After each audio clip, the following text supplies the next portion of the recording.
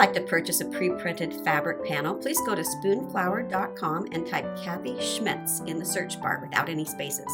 You can also hold your phone's camera over the QR code and a small yellow tab will pop up. Click on the tab and it will take you to my Spoonflower shop. Please order a fat quarter on Petal Signature Cotton. Thanks!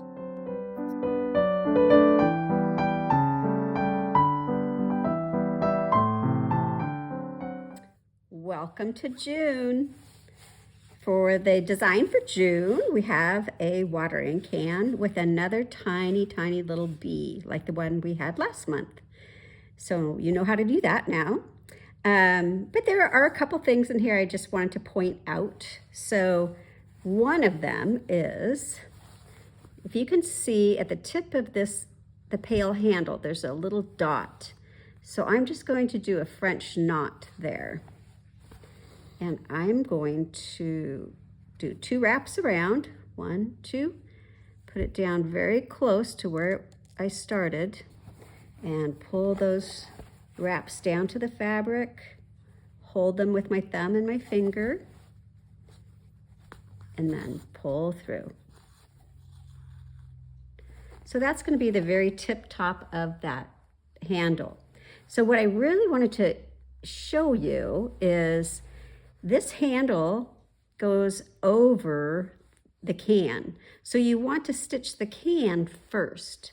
Then you can go back and stitch the handle. The other thing that you could do is, although I didn't really think about it here, but you could pick out a different part of the thread color.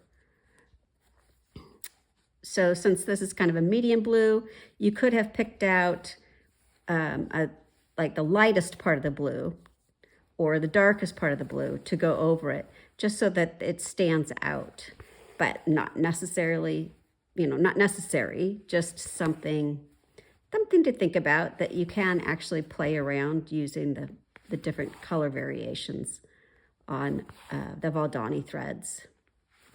So I'm just doing a stem stitch, very small stitches, 1/16 to 1/8. And because this is a curve, I'm carrying my thread on the outside of that curve. And now I'm going over the bucket. And, from a distance, nobody would be able to tell, but it's just one of those little things that I notice, and so I wanted to share that with you. We'll just do a couple more stitches here. Okay, and there's the handle. And see, you can tell just with the shadows that fall. If I can get my thread to go through. Come on, cooperate.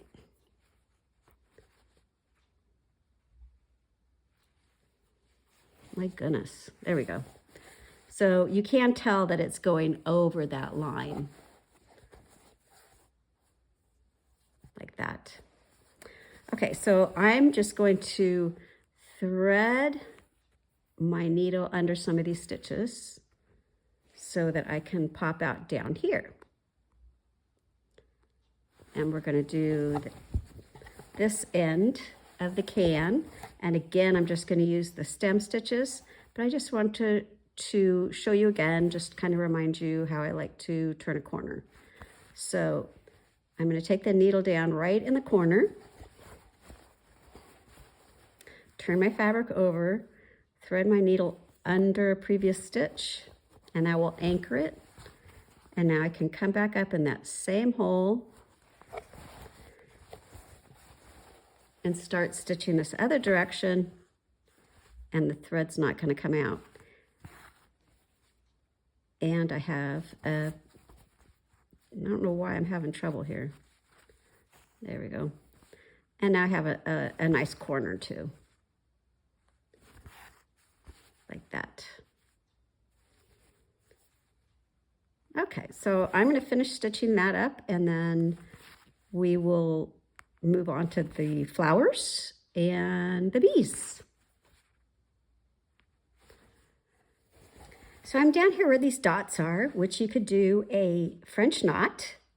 And then a while ago, I also showed you how to do a colonial knot. So I thought this would be a good place for me to show you several so that you can kind of get the idea. So in case you want to try that. So you're going to, what I do is I have my thread and the needle parallel. I'm going to cross my needle on top of my thread and then under, and then take this working into the thread and go over and under. And now I have a figure 8 on my needle. Then I'm going to put my needle down very close to where I brought it up, slide those loops down,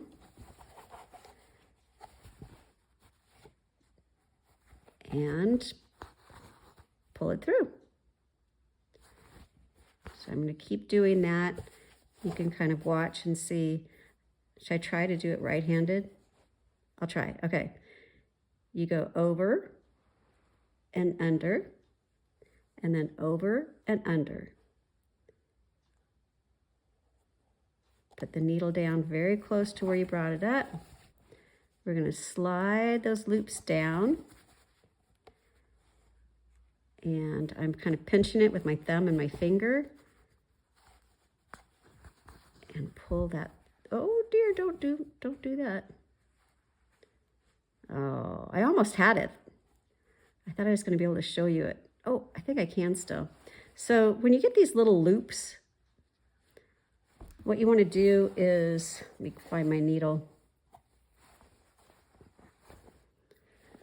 See how it's leaning this way? You're going to insert your needle and you're going to pull it the other way, the other direction. Let's see if I can save this. There's my thread.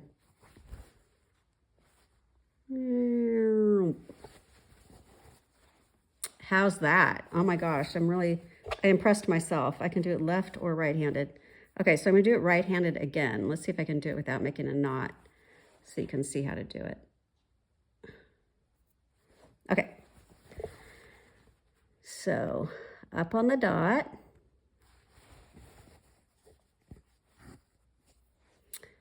Needle in my right hand. They're going to be parallel. I'm going to go over and under. Then I'm going to go over and under. Needle goes down very close to where I brought it up. I'm going to pull those wraps down to the fabric so they're snug but not too tight. And then pull through. And I did it again.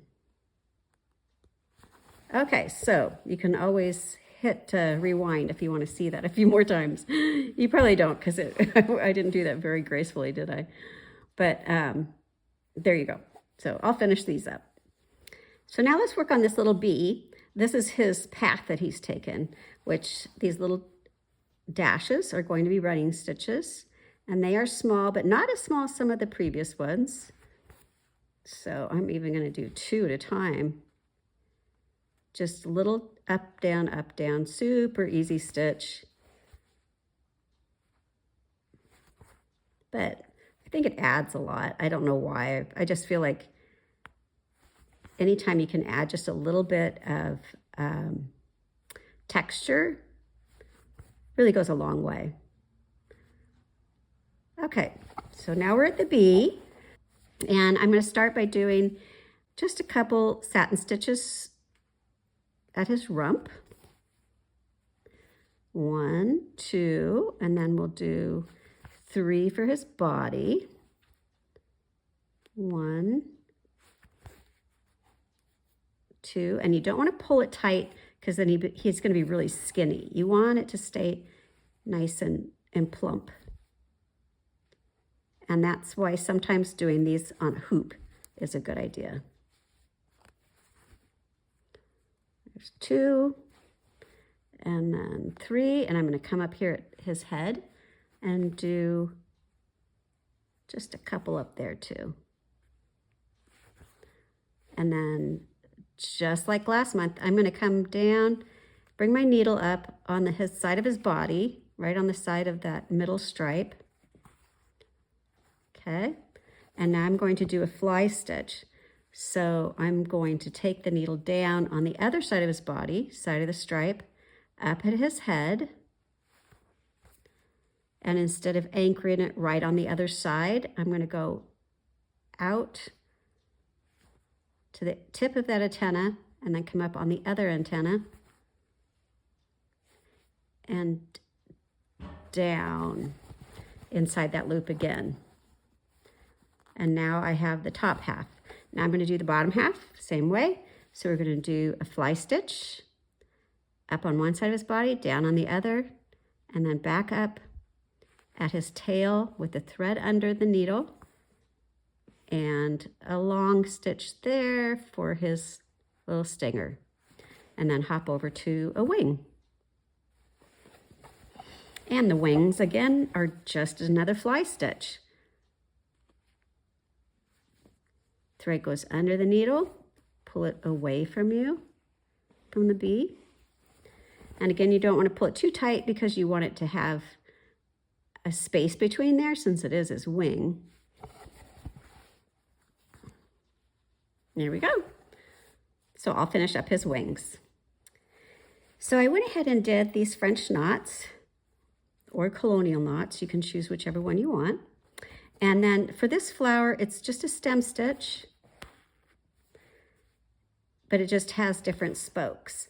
I kind of wanted it to be my rendition, I guess, of Queen Anne's lace, or I don't know. When I was growing up, we also called it wild carrot. I'm not sure why, but, and then you can just jump over to the next spoke. And I just remember when I was a kid, my parents bought 5 acres outside of town, and it had a lot of this on it. And out on the West Coast, it's wild and it's like a weed. People don't really want it. And so one weekend, Mom told my sisters and I have 2 sisters, let's go out to the land and I will pay you $5 for every acre of Queen Anne's lace that you pull up. Oh my goodness. I don't think anybody had idea, especially Mom, how hard it is to pull that up. It's stuck in the ground very, very well. And we did not. I think we might have pulled up a couple, but I mean, can you, $5 an acre? An acre is a lot. That is a lot. Okay, so now we're gonna do these little leaves. These are lazy daisies. They're a little teardrop shape. So you bring your needle up right at the point and down at the same point, and then up at the tip of the loop. Thread your needle underneath, pull it away, and then anchor it in place. I'll do that one more time. I hope you're having fun stitching these up. It's amazing how fast the year goes, and it seems like the older I get, the faster time is going. But it's kind of fun to have something to look forward to every month, and just another way to kind of mark the year as the months go by. So those are lazy daisies. Lazy daisies, they make cute little daisy flowers too if you bunch them all together in the middle. But I always like to use them for little leaves too, because they're pretty quick and pretty easy. All right, so this one is almost done. Just need to stem stitch the little spout and finish a couple leaves. And there is the stitchery for June. It's all finished. We got our little bee. Make sure you do your handle after you've stitched the side of your can. We've got little French knots or colonial knots, your choice. This is a good one to practice all your little knots on. And I hope you'll have a wonderful June, and I look forward to seeing you next month. Bye.